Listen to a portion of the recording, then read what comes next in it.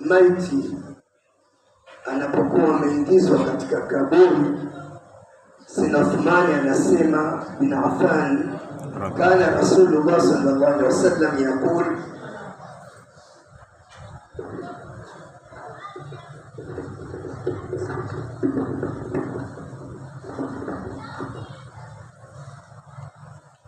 alikuwa akisema, istaghfiru li akhikum was'alu lahu tathbita fa innahu al'ana yus'al,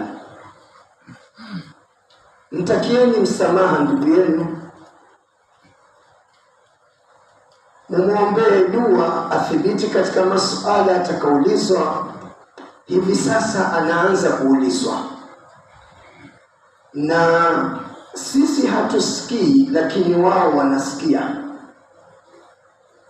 Tunapokuwa tunamlakinia tunasema, al'ana ya'tika al-malakani al-karimani al-mu'akkalani al-muhasibani, hivi sasa anakuja malaika wawili wenye kuhesabiwa, fala yufziak wala yaruak wala yahulak wala.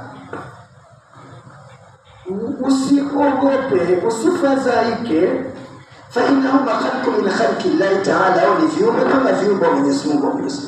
Fa idha sa'alaka man rabbuka wa man nabiyuka wa ma dinuka wa ma qiblatuka wa ma ikhwanuka, maswala yote haya, faqul Allahu rabbi wa Muhammadun nabii wal Qur'anu imami wal Ka'batu qiblati wal Islamu dini wal mu'minuna wal muslimuna kulluhum ikhwan, ala dhalika khuliqtu ala dhalika mutu ala dhalika tub'ath insha Allah ta'ala anta min al-aminin. Maneno haya kama tunamsemeza yule mwani Mtume sallallahu alaihi wasallam alipomaliza kupigana vita vya Badr, akawashinda wale waliokuwa makhabith afrit, akawa anasema Mtume, ya Abu Jahl, Khalid bin Mughira na wengineo, mnayaona yale yaliokuwa kipoelezeni. Je, sasa hivi utambuzi ushakufikeni? Sinaomba rabia Rasulullah, unazungumza na wafu. Akasema Umar, hawa wanasikia zaidi hivi sasa kuliko walikuwa wakisikia duniani. Hilo nafikiri moja limeshafahamika.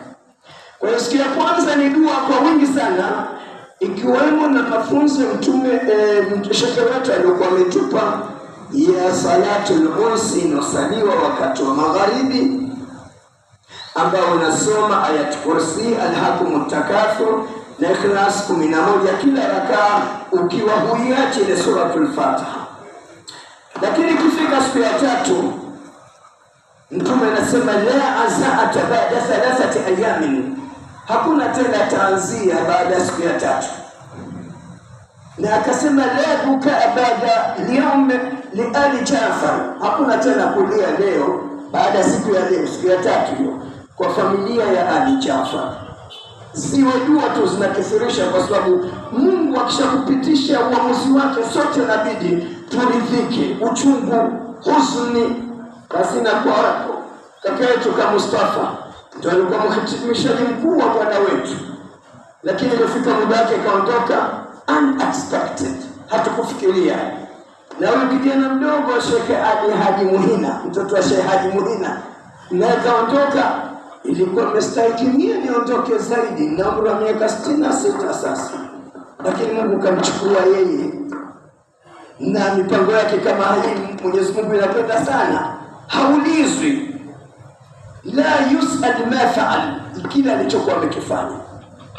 Lakini ikifika siku ule Ngazija alikwenda kutembelea kwa Habibi Said Omar bin Suwaid radhiallahu anhu, nimekuta kuna siku ya 9 pia inafanywa dua kubwa. Nikauliza, nikaambiwa ni moja katika tradition of Komoro.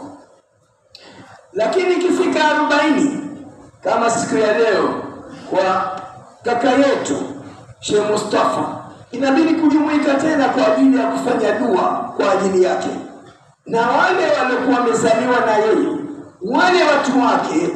Dua zao should be continuously, ziwe zinaendelea endelevu, na sisi tunapokumbuka vile vile kuombea dua